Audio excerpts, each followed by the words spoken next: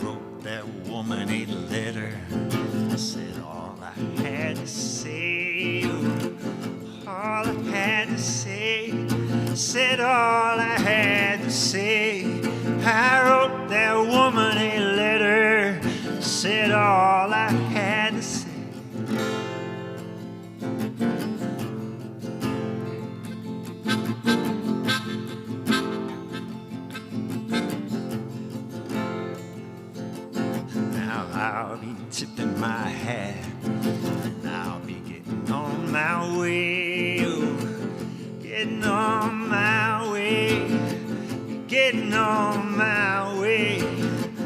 I'll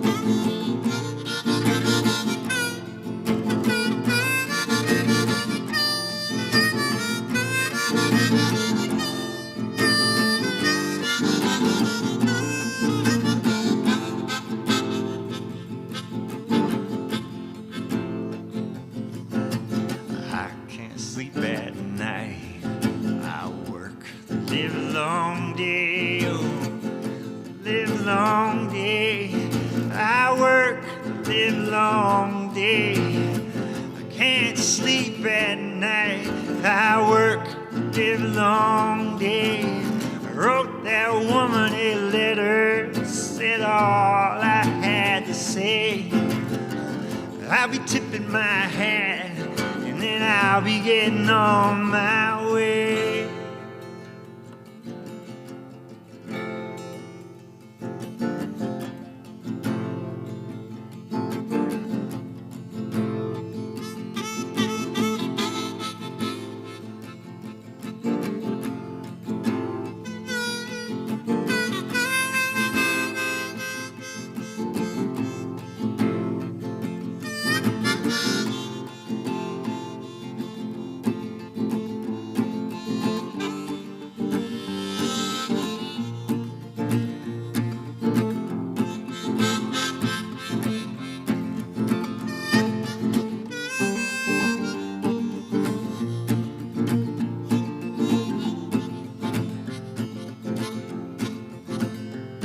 Hey kid, someday you'll be a captain. Someday you'll be captain of this boat.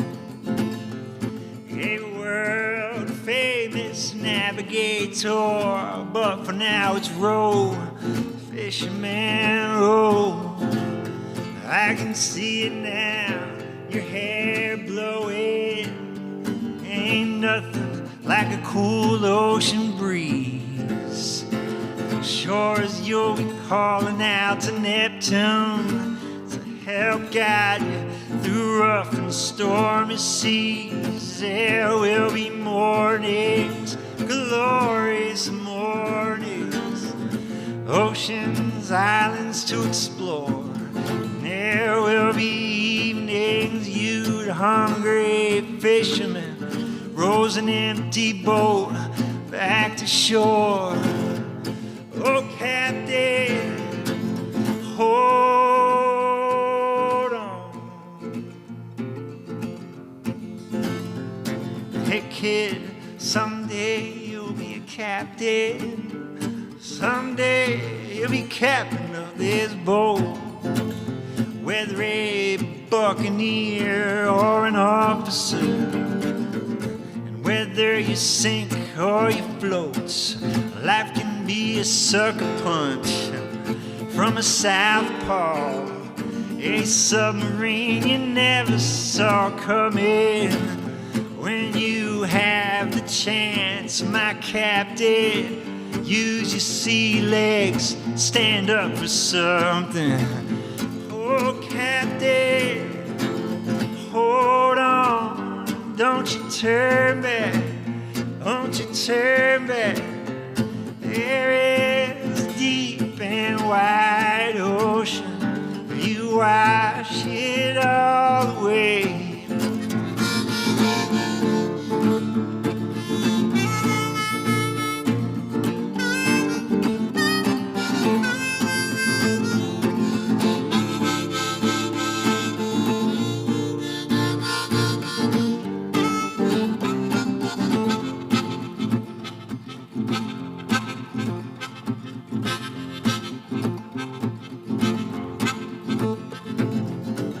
Kid, someday you'll be a captain. Someday you'll be captain of this boat.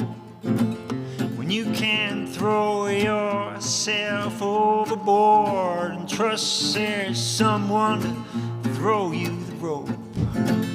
You were never no ordinary fisherman. You were born to be captain all along. Spinning the wheel against the horizon, singing an old pirate song. Oh, Captain, hold on, don't you turn back, oh, don't you turn back. Sail the deep and wide ocean till you wash it all away. Oh, Captain,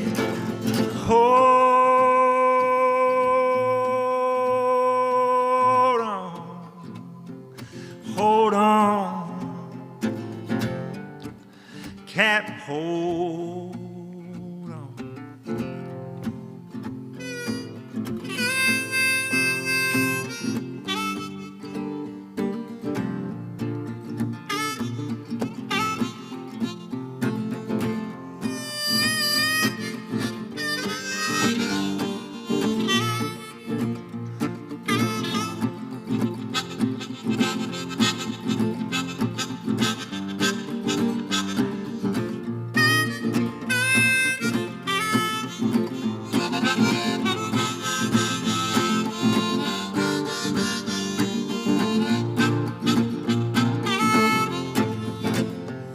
Hey, kid, someday you'll be a captain.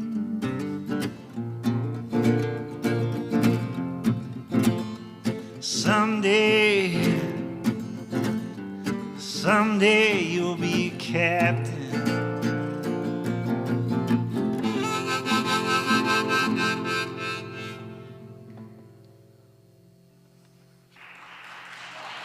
Thank you.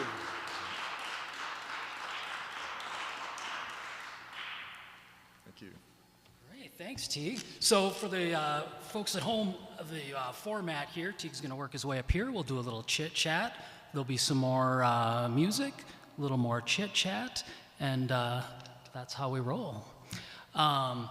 Is it more fun to be on a live stream with a host and not answering little scrolling questions on the side of the screen? That's the first question? This is great, man. It's good to see you. Yeah, and good to see everybody here. So I couldn't be happier. It's great. Right on. So, you did a bunch of live streams, Tea with Teague. Yeah, yep. Do you know offhand, how many of those you did? Oh, jeez, how many was that? I never counted, but it was every day for a few months there, right in the heat of the start of the pandemic there. But that was, this is so much easier because the hardest part of that was the technical stuff, and we have Jose and Kim and Eric here and everyone to take care of that stuff. It was really hard to do the technical stuff and then get in front of the camera and try and keeping track of everything at once. Like guitar, harmonica, vocals. That's plenty for me. Yeah, and then a little awkwardly alone. Yeah, and you're kind of by yourself. Yeah, it was weird, but it's funny when I think of it now. I'm not really sure how I did it. Or it's hard for me to think if people you should do that again. And it's just like now that it's not a pandemic, I'm just in a different mind state now, so it's hard to go back into that world of being by yourself all the time and just kind of getting crazy and weird and like sharing your just little funny jokes you think about when you're by yourself, and then you flip on the computer and you're live to the world. So yeah, this is great. I appreciate just doing it this way. It's much better. But shout out to all my Tea with Teague people, if anyone's listening out there. We had a great community thing happening there, and still do. Yeah, and so we're in a sort of weird state right now, where we're in a pandemic, but and on one hand we're in a mostly empty room doing a live stream, but within days you're going to be playing packed houses during the Homegrown Music Festival. Yep. And that kind of thing sort of plays itself out almost every day with different scenarios of when you're supposed to wear a mask or when you're not, and how it changes and all that. And by golly, I've stumbled right into talking about the pandemic right off the bat. But it's good. We'll get it over with. Right? So Homegrown, what you've got 2 shows. Will we also maybe see you pop up with other people? Yeah. We have. I have my full band. We have 6 of us now. We're called Teague and the Common Thread. It's a brand new project, kind of post-pandemic. It felt I want to just play with a bunch of people, and just have a bunch of people singing along and everything. So we're gonna do our thing Saturday night at good old RT Quinlan's Irish Bar downtown, and Wednesday night my new Irish project called Teague and the Paddy Wagon will be at Mr. D's in West Duluth. Looking forward to both those. And we'll also be at Duluth Coffee on Monday morning. And yeah, you might see me pop up at, I'll be around. Right. I'll be around next week. Looking forward to it. First Homegrown in 3 years. We missed 2 of them, so. Yeah, they both sort of happened, but they were online and not what we're used to for Homegrown by any stretch. So. Yeah, so this will be great. Yeah. So speaking of Teague and the Paddy Wagon, I have an apology for you. And you may or may not know what I'm talking about. You may have noticed this a lot to your extreme annoyance, or maybe it was you didn't really notice it at all, I don't know. But you played at Dublin on St. Patrick's Day. Yes. And I was there to photograph you yeah. for work-related purposes that aren't important to this story. And instead of using an iPhone, I decided to use a big, expensive camera that I don't understand.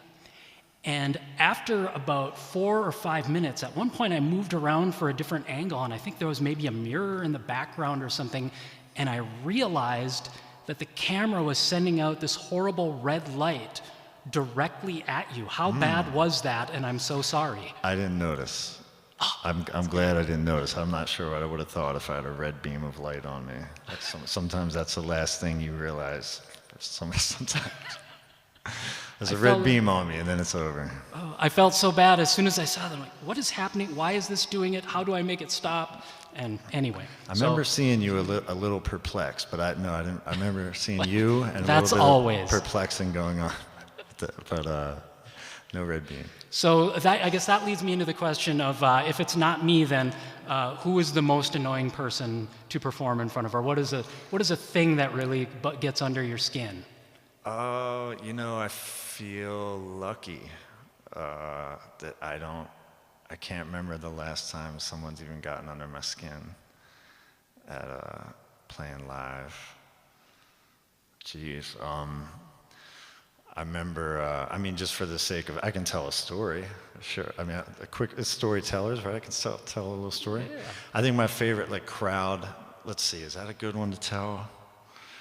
When you're on the road, in Duluth, I can't even remember the last time in Duluth I ever had any kind of annoying anything. I haven't even had anyone yell "Freebird" at me in a while, But I remember the Hobo Nephews of Uncle Frank, my Americana Rootsy project with my brother. We were on tour in Fresno, California, and it was a Tuesday night in Fresno. It was our first time ever playing. We're playing just this crazy Fresno bar on a Tuesday night, and there's two groups of people in the place. There's and a handful of people at the bar, but there's where we're playing, there's two groups of people that are really into what the Hobo Nephews are doing. There's these big, they look like wrestlers. They're big, Samoan guys. And just really big guys. They look like professional wrestler-sized guys. And they were hanging out in the back, and there was these two punk rockers, kids in the front. And the punk rock kids start doing what punk rock kids do. They had two full beers, and they just started rocking out. My brother's a great guitar player, and he's ripping, and the punk rock kids are dancing and goofing off in front of us, but lovingly, I could feel the love, But the guys in the back did not see the love. They thought that these punk rock kids were harassing us, which they were not. But so they came up front to see what was going on, and one of the guys kind of confronted the punk rock kid, and instead of explaining himself, this kid did the most punk rock thing I've ever probably seen anyone do. It was just a simple explanation would have calmed everything over, but instead of doing that, he took his full pint of beer and just dumped it on the guy. And this was the only time, as a musician, I've you just keep playing, no matter what happens, you don't stop playing, especially we're a duo. Nobody can stop, it's like the drummer stopping, you can't stop. That's the only time in my music career I ever stopped. I just stopped because I couldn't believe that he did it, and I just didn't know what was going to happen to these punk rock kids, and I felt like I had the maybe it was my job to do the simple explanation that was left out of that meeting. But he was escorted out the door quickly, without harm. But anyway, that's the last time. That's the last time that anything. That's not really annoying, but that was just that's just that was an experience. Once in a 20+ year career where you had to be a diplomat in a situation. Yeah, I put my diplomat hat on, but by the time I put it on, the bouncers got him out quick, but no harm, no foul. So yeah, Fresno on a Tuesday.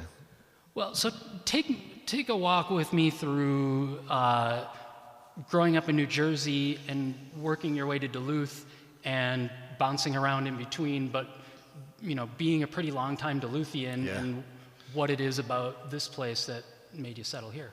Yeah, well, I guess I'm a dad and my daughters live here, so that's that's a big reason. But if I just talk about it in a musical sense, I think Duluth has been amazing for me because I grew up in Jersey. I lived in San Diego for a few years, and very different musical landscapes in those places. Like I grew up with a lot of just like what they call what radio would call urban music, like hip-hop and things like that, and reggae and jazz and you know, and also my mom and dad's record collection, which was a lot of stuff all over the map. Everything from like Beatles to like Captain Beefheart, and like James Taylor and Ray Charles and all kinds of stuff, Doobie Brothers. But when I moved to Minnesota, it was the first time that like American roots music really like hit me and like I could feel it. Like I'd seen people play blues before, and I certainly like had heard Muddy Waters records and things like that. But seeing like I had never seen Spider John Kerner or anything even resembling that before I moved to Minnesota, and like all those guys, Dave Hull and that great harmonica player, I'm lost for his name, and then like Charlie Parr, and then even like guys who were like the White Iron Band. From Minneapolis, great outlaw country band. I'd never seen a real outlaw country band. I just never had seen like musicians where like the blues and like country like really seemed like a part of them. You know, like it was they were ingrained in it. They didn't. Whereas like when I saw blues in California, I just didn't like believe it. It just looked like a really good guitar player, you know. But I didn't really feel it or believe it. And Minnesota showed me that. So that sent me down a musical path of like starting the Hobo Nephews and really trying to like focus on like just traditional songs and dig into the Woody Guthrie catalog and just go back to the roots music of this country and get into playing those songs and like sitting in with other bands on harmonica or whatever else, and just that whole like call response, group singing, group playing, everyone take turns playing the melody, and just that whole thing was like a real musical education for me, because I didn't have that in me when I moved to Minnesota. So all that blues, country, bluegrass, Americana, you know, Charlie Parr, just like all these things I came across was it definitely shaped me. That's interesting. I was thinking earlier today of like who are well, and maybe we'll get in the second round. We'll talk maybe a little bit more about being a storyteller, songwriter, and what that might mean. But the person who came to mind right away for me, thinking of well, like who else is like other than Teague Alexy is a real storyteller, songwriter, and Charlie Parr was the only other one that really jumped to mind. And I think Charlie Parr I've also heard speak of coming to Duluth and seeing Spider John Kerner. Mm-hmm. So weird connection there. But we should get you back down for a few more tunes, and then we'll chat some more. And while you work your way down to play, we'll read some of the internet comments. Monica says, emoticon thumbs up. And Jennifer says, way to go, Teague. And these are all things I'm making up, so if you are watching on the live stream and commenting, do not expect that I will ask your questions or read your comments.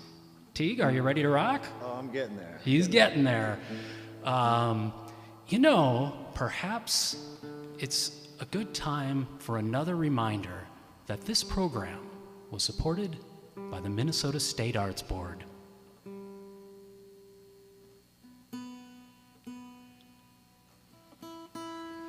This is a good time to talk about my old guitar. My guitar is from 1944. 1944.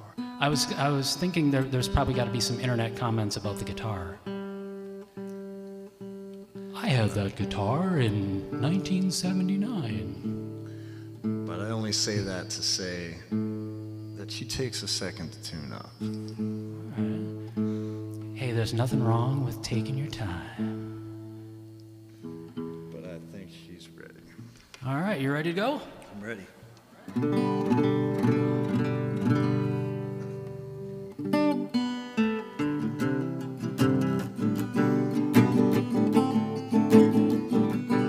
I am a lion. I come for the lion's share. So when you see me scratching at your doorstep, ooh yeah, beware. Good Lord, hear me. High above the mountaintop, loud and clear. I am the mighty king of the jungle. I come for the lion's share.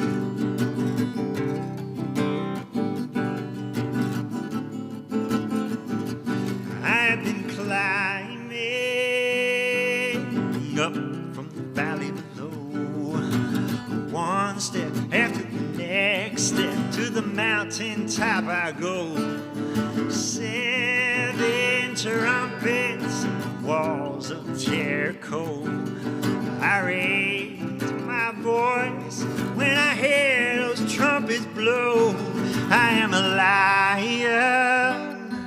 I come for the lion's share.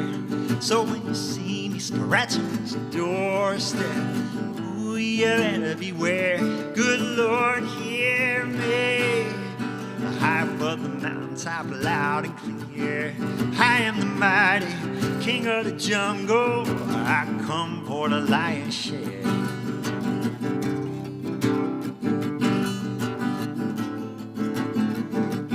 There are diamonds, and there are pearls. Anything else, it's a con man's wink to a blind world. 7 cities of sea below, silver and gold, and the rich man's sidewalk running right down the middle of the road. I said, whoa, whoa, whoa, no, no, no, no, not on this day. Somebody ought to give me something, somehow, some way. I am a lion. I come for the lion's share. So when you see me scratching at your doorstep, ooh, you better beware. Good Lord, hear me. High above the mountaintop, loud and clear. I am the mighty king of the jungle. I've come for the lion's share. I am the mighty king of the jungle. I come for the lion's share. I am the mighty king of the jungle.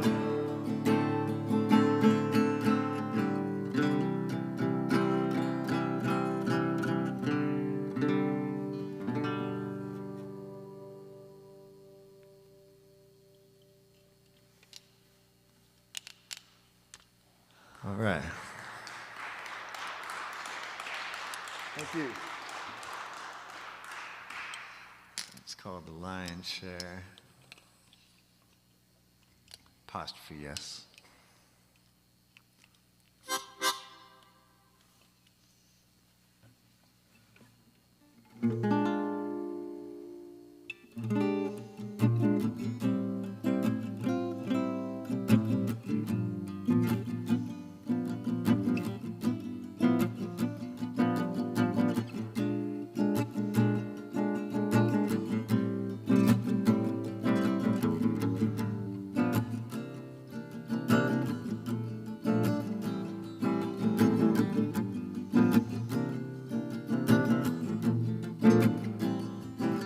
No, thank you, I'd rather not follow. I'll take the long way home. You must go your way, I guess that I'll go alone. I long to hear your wisdom and hear everything you know. How could I ever follow your lead? I know it's the wrong way for me to go.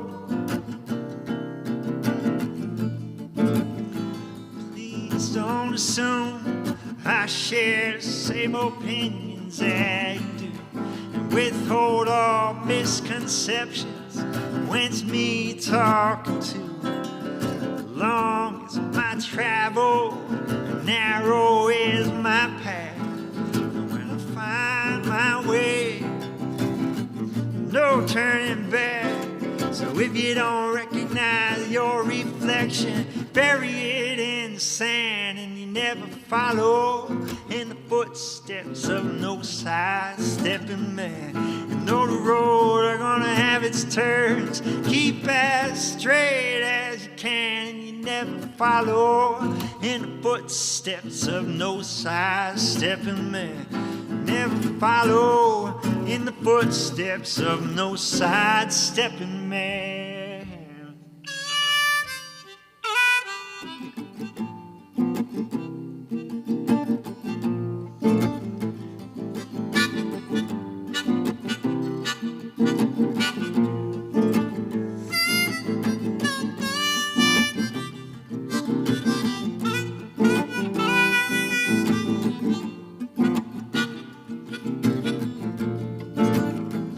How I've learned to follow the direction of my own 2 feet. Like I learned to look both ways before I cross a one-way street. No, I'd rather not follow. I'll take the long way home if I lose my way. At least I lost it on my own. If you don't recognize your reflection, bury it in the sand, and you never follow footsteps of no sidestepping man. Though the road are gonna have its turns, keep as straight as you can, and you never follow footsteps of no sidestepping man. Never follow in the footsteps of no sidestepping man.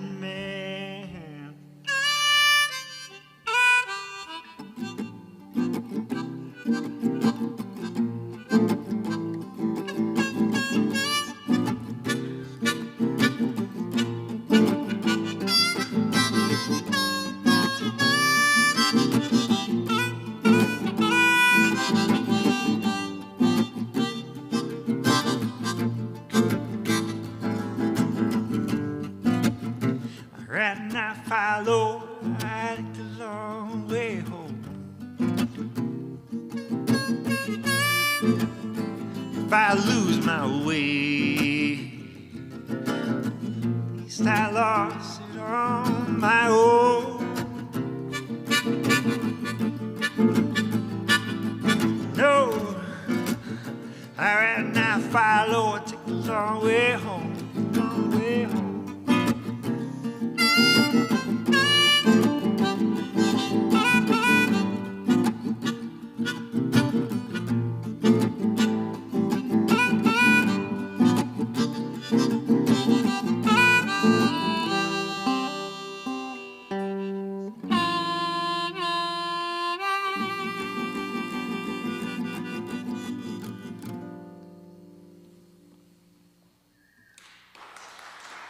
Thank you.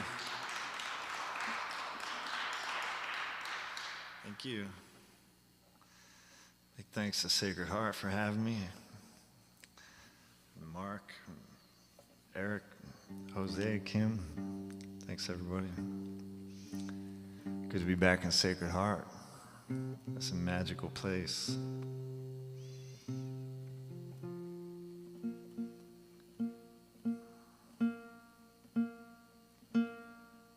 This next one's a song called Babylon.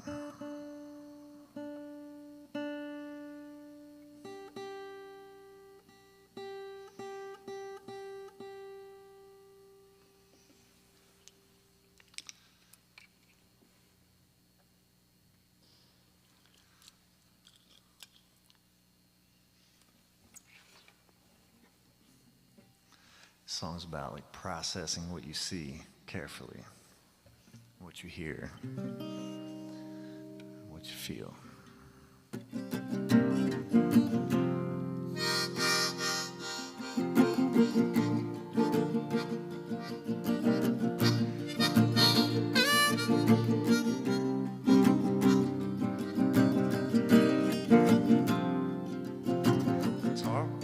myself in and out of it. I can't get around like an old bucket, just one of them days.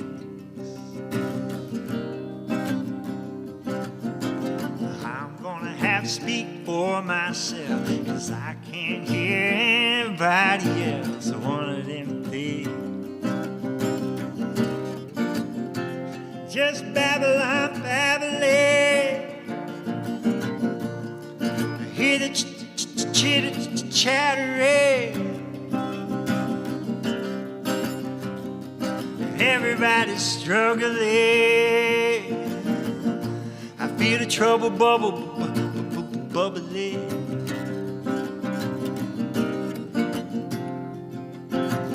What side of the truth do you want? Left, right, underneath, back, or front? Which one of these days? The same as it has ever been. The universe doesn't always win. One of them days. Just Babylon, babbling. I hear the chitter chattering. Everybody's struggling. I feel the trouble bubbling.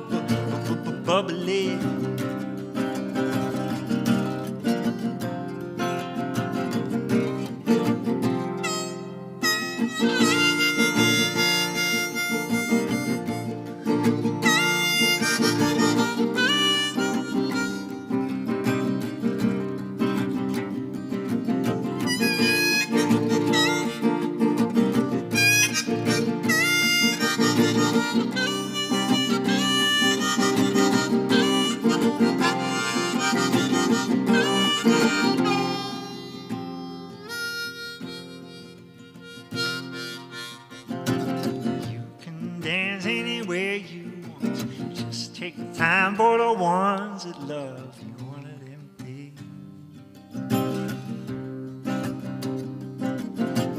You can dance anywhere you want. Just take the time for the ones that love you. One of them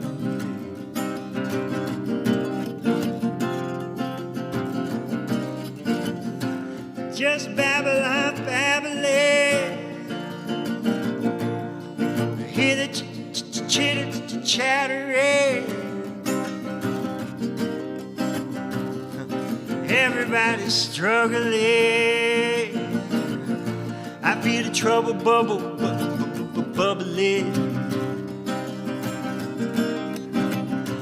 Just Babylon, babbling. Babylon, babbling. Hear the chitter chattering. Everybody's struggling.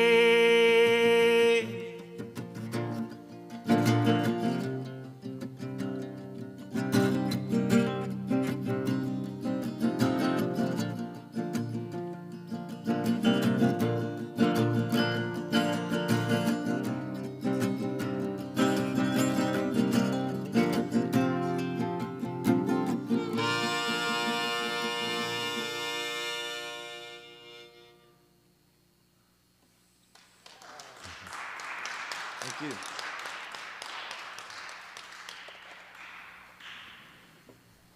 All right, another great tune from Teague Alexy. We're going to talk a little bit about being a storyteller in the songwriting process. And in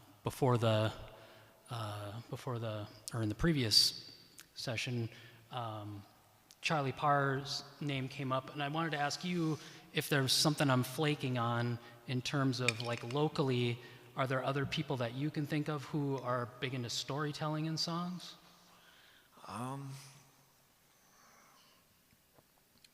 Mary Bew, maybe? Mary Bew, okay.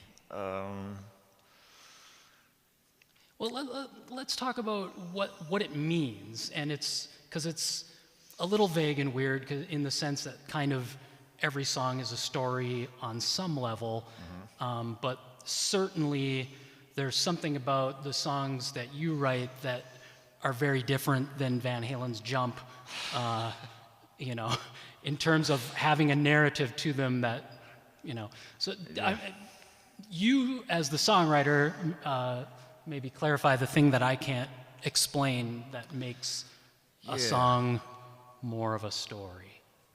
Well, let's see, where do you start with that one? I mean, well, there's a lot of different ways to tell it. Like you can tell a story in, I mean, I guess what I kind of got into at a certain point, and you know, I kind of, just like talking about the roots music thing, like, I think I've never been I'm not a trained musician. I've kind of learned on the fly. I've only had a couple of lessons. Most of those were from my brother. So I'm always like, I've always felt like part of my music career is like kind of picking up things along the way, and like that's kind of like the Americana roots thing, and like picking that up and picking up the Irish thing and picking up harmonica and like just kind of like learning on the fly. And I think this. And, you know, the literary part of being a songwriter is such a big part of it, you know, but a lot of, it's kind of overlooked a lot, just like how much attention to detail can go into just the literary part alone of writing a song, you know? So I think, I remember at a certain point I wanted to kind of challenge myself and just step out of like the typical, you know, once I learned how to write the verse, chorus, bridge, chorus, outro kind of style of songwriting, you know, I wanted to break some of those molds and just get into like long form storytelling through song, but also like taking the stories out of our natural world and putting them into like, you know, how Lefty Stepanovich turned water into wine, and like you know, the Elijah Swoon, just like these make King Joe Collie, like these make-believe characters put in this like borderline in this just the characters living in this place where anything can happen, you know, like magic can happen, the sun doesn't have to go up or down, you know, just where it's just about the story. It's not about like, well, that couldn't happen because he would have just used his cell phone and done this or whatever, you know, just like putting it into like the land of like kings and queens and or you know, some kind of fairy tale, good like setting for a story where, you know, the heart of the whatever's lying underneath the story like comes out a little easier. And I've always liked like Dr. Seuss, you know, like kind of like fantastical storytelling like that. So like just kind of mixing that in with just my own thing and my own like Irish storytelling thing that's kind of in my family, just like Irish like late night storytellers in my family. And like, you know, I learned a lot from like being like a hip hop kid. There's a lot of like literary things that happen in hip hop that don't happen in like singer-songwriter music, and storytelling would be like that happens in hip hop a lot, where it's just like a 4-minute long rhyming story, you know, or at least early hip hop, like back what I grew up on. So that's all that, you know, it's all kind of mixed in there somewhere. But I remember at a certain point before I made the album, the new Folklore, I was like, I'm getting into this story writing thing where it's like, where I'm writing a song like a writer would write out his drafts, you know, and like going over them again and again and again and again and again and again and again, and just getting the story right, moving things around, and you know, just approaching songwriting as a writer first instead of a musician first, you know. And then other times I switch that and I kind of trying to come at songwriting from a musician perspective. But I like coming at it from the writing perspective and getting the writing part of it, like just putting a whole lot of sweat and tears into that, and just kind of, you know, getting it right and having it be original.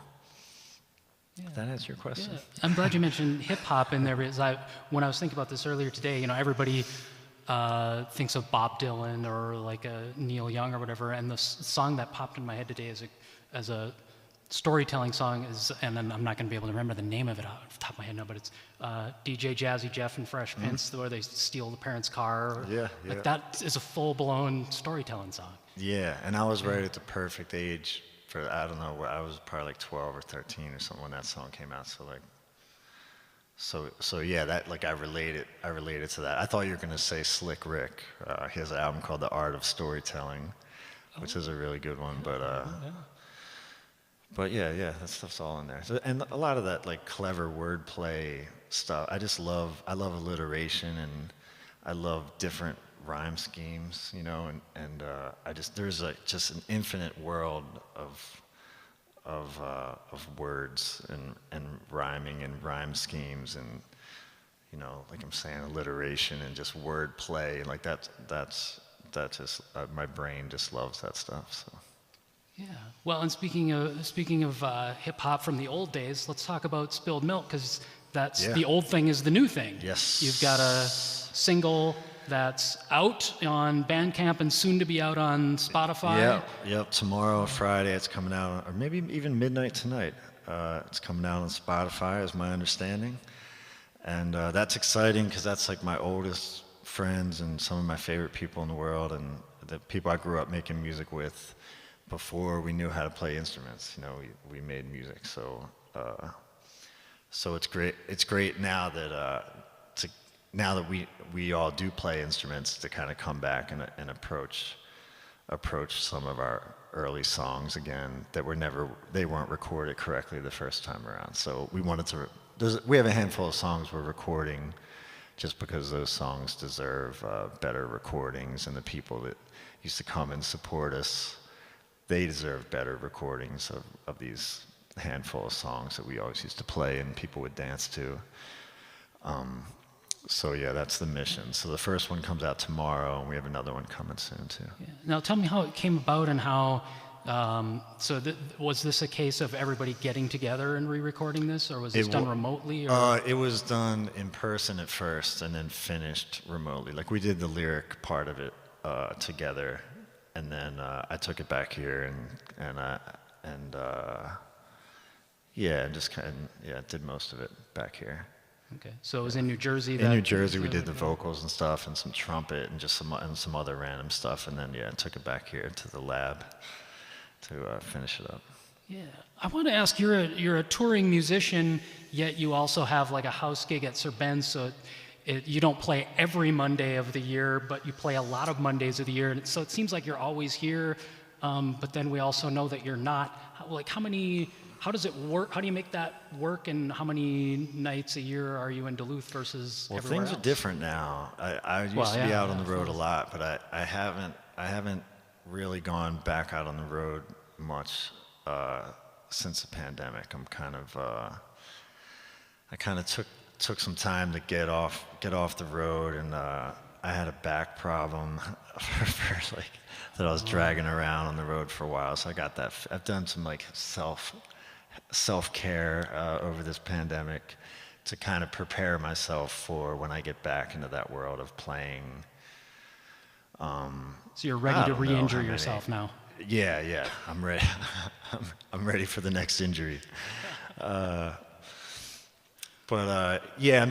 kind of where my head's been, just because I was playing a lot and traveling around a lot for quite a few years there. So I decided not to kind of fight it, and I really respect the musicians that have just kind of kept going and going.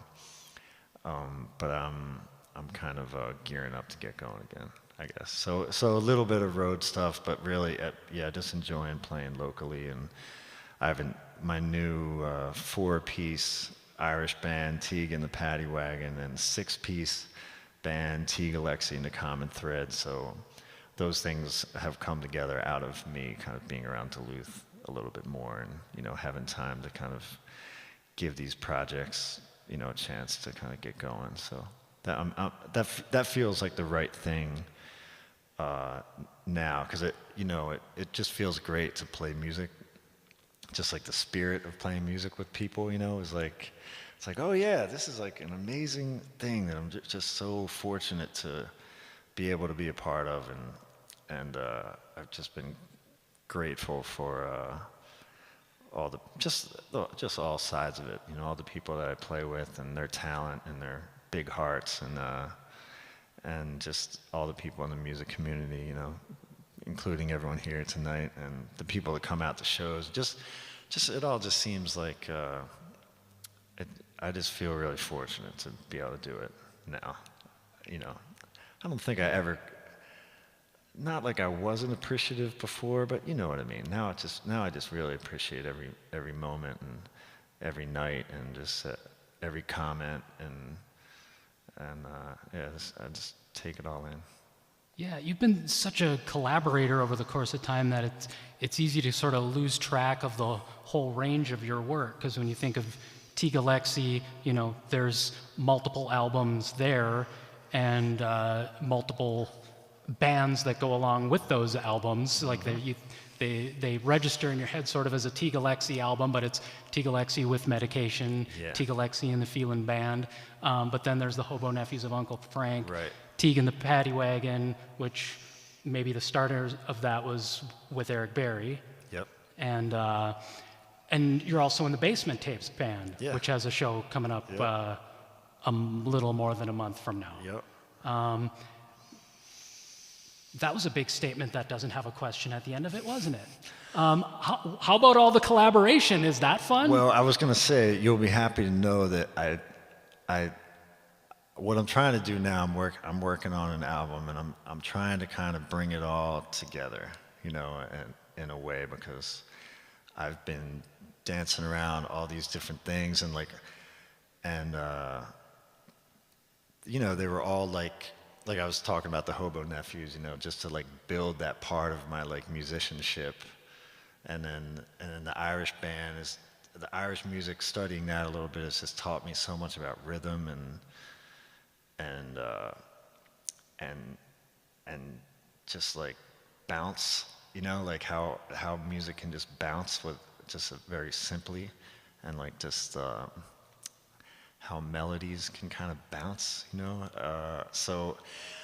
And like, you know, and growing up with hip hop and playing in bands and stuff, so I feel like now I'm at the point where I'm trying to like kind of bring it all together into like my thing, you know, this like life worth of experience and heartbreak and, you know, hardship and great times and all the musical experience and all my life experience and my literary work and the woodshedding I've done in all different areas. So I'm trying to bring it all together to like one thing finally, because I think you're right, my albums in the past have been like, I've tried to make like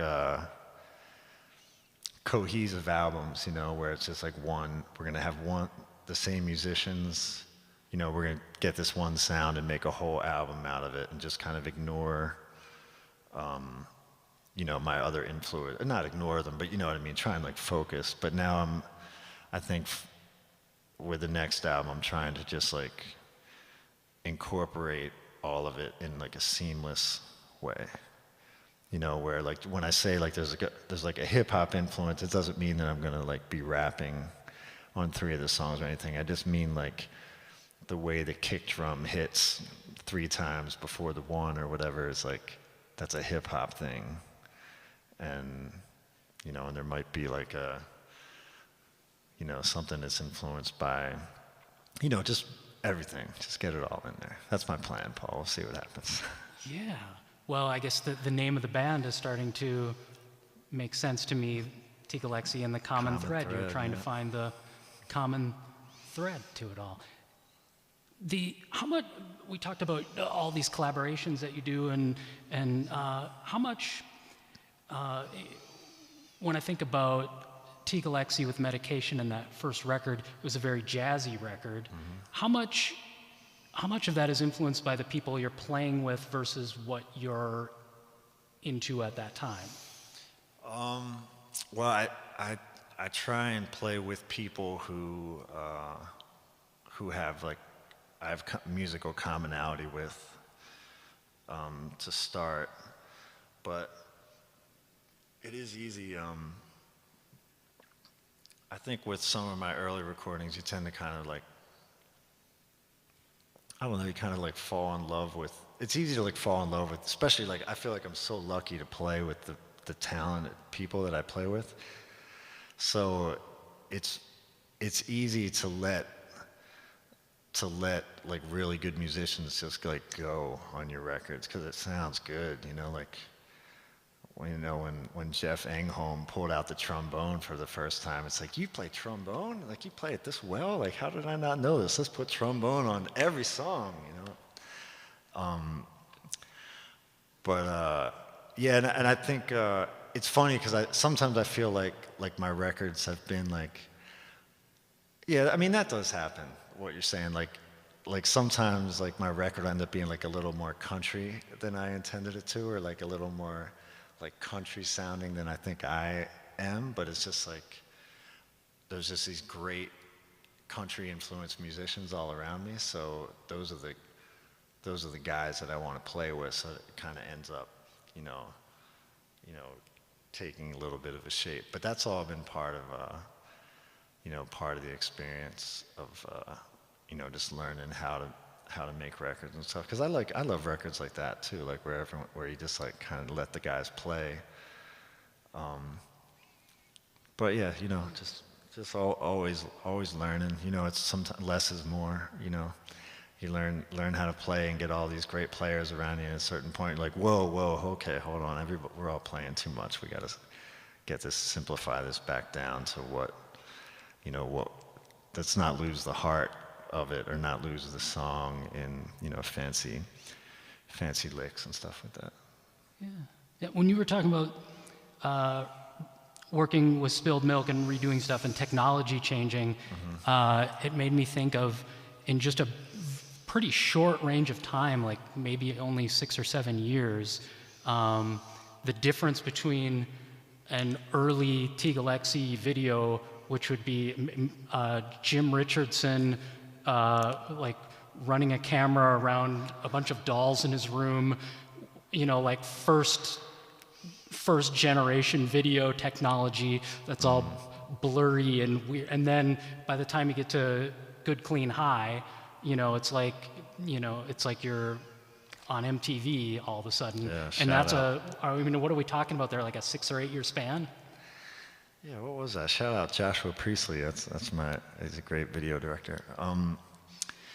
Yeah, and I think it's all like it's like what we were talking about spilled milk earlier. And I was talking about how like I've been making music with those guys since before we were musicians, and I've been trying to kind of get back to that approach that we had way back then of like, I mean, not to mention that, like keeping the excitement that we had back then too, but just like the approach of like, we don't know how to make music, but we have this idea, so let's like let's figure out how to make the idea, like get it out of our heads and get it out, even though we don't know how to play music.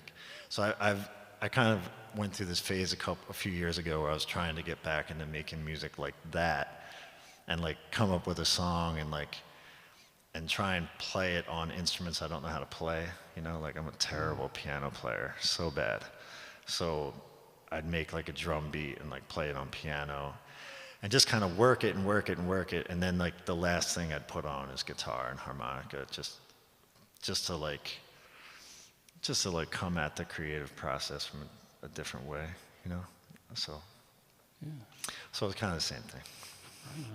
Well, we'll talk to Jim Richardson and we'll digitally remaster that with new technology.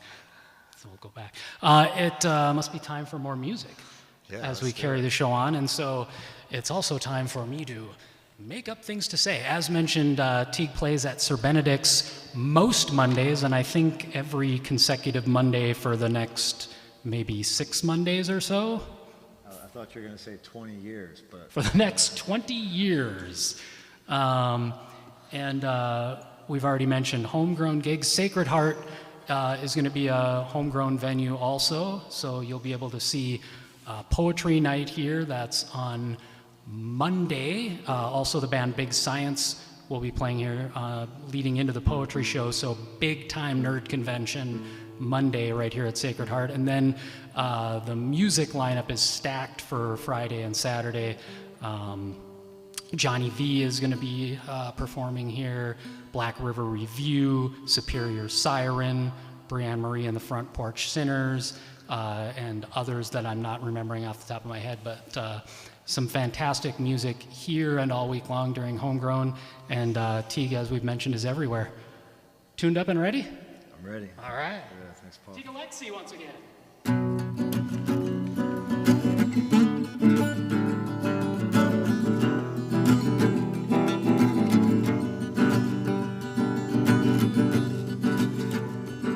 I know you're out there walking on a tightrope. Do right. And from where you stand, you can smell the smoke. You can sit it giving up hope. Do right, I me. Whatever will be, will be. Do right. Do right by me. Whatever will be, will be. Do right. Don't you risk a young man's death, even quicken your breath. Do right.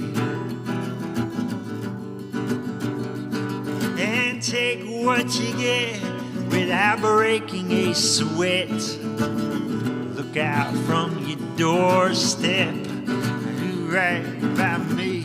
Whatever will be, will be. Do right. Do right by me.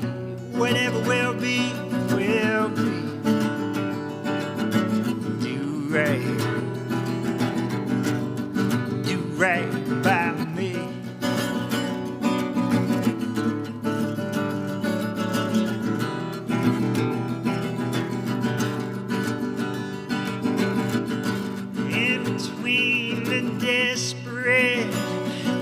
Should've known better.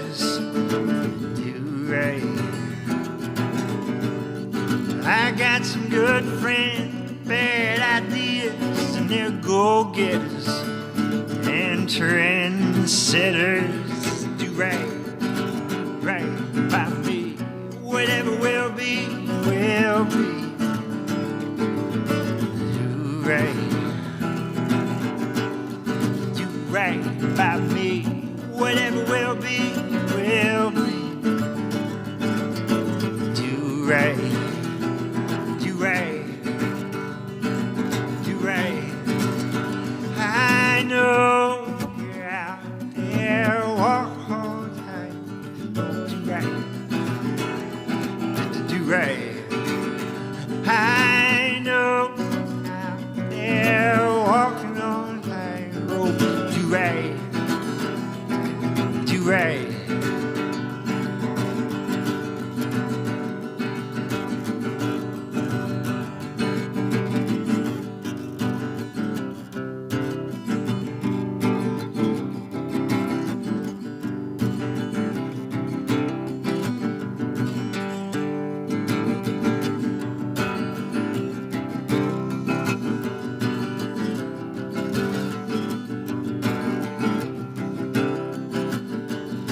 First John thought the world was the color of a rainbow. It turned out big, bright neon signs. So he painted the world a fantasy. He painted the world a fantasy. Some were born to begin at the bottom of the mountain,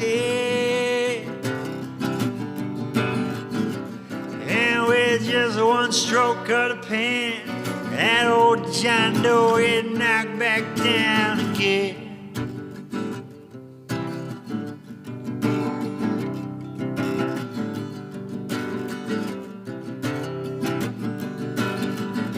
Now old John be a sleepwalking contradiction, tricked into being a hypocrite. So you paint the world a fantasy and enjoy yourself just a little bit. Everybody knows that there's only one way that the Mississippi River flows. So, John Doe, don't forget about your fellow John Doe. Oh, John Doe. Forget about poor John Doe. Whoa, whoa, whoa. Yeah, oh, John Doe. Some were born to begin at the bottom of the mountain, and with just one stroke of the pen, that old John Doe get knocked back down again. That old John Doe get knocked back down again. That old John Doe get knocked back down again. That old John Doe get knocked back down again. That old John Doe. That old John Doe. Old John Doe. Get knocked back down again.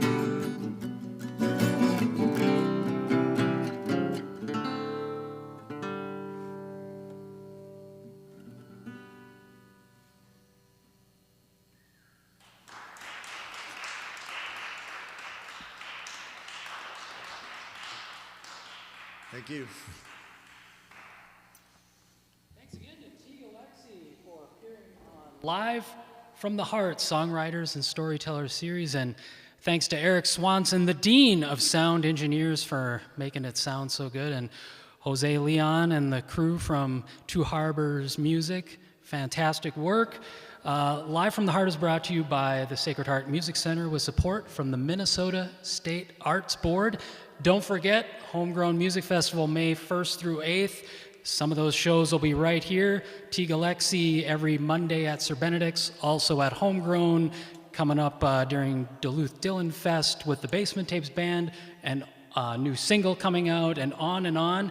And he's got one more song for us to take us out. Thanks, Teague. Thanks, Paul.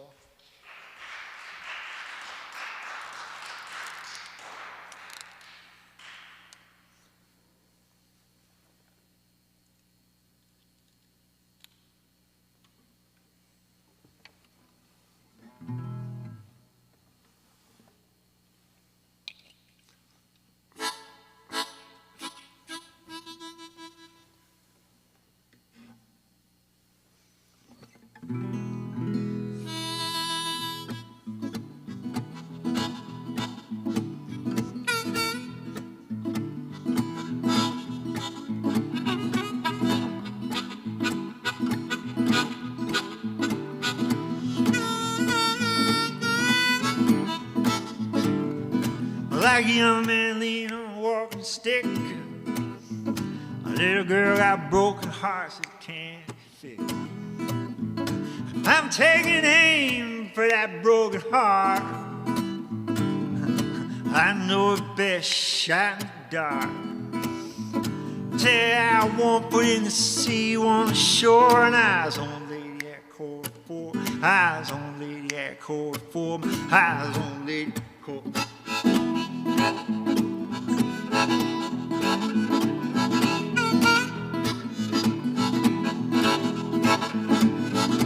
I've never been better, I've been out of sight. I've been working at a late night shift every Tuesday night. And I learned a song about feeling free. Oh, roll around Butte, Montana with no ID. No, I wrote you a letter, bell in hand. Hey, I threw it in lyrics in garbage can. I seen the devil run by the railroad track, telling you that only coal mine daughter can shine like that. Coal mine daughter can shine like that. Only a coal miner's daughter can shine like that.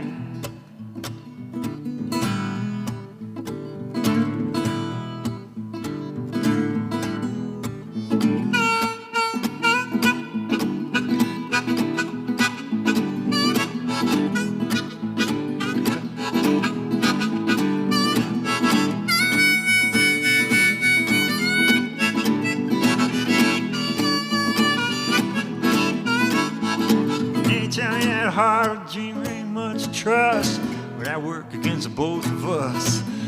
Said it once, said it too much.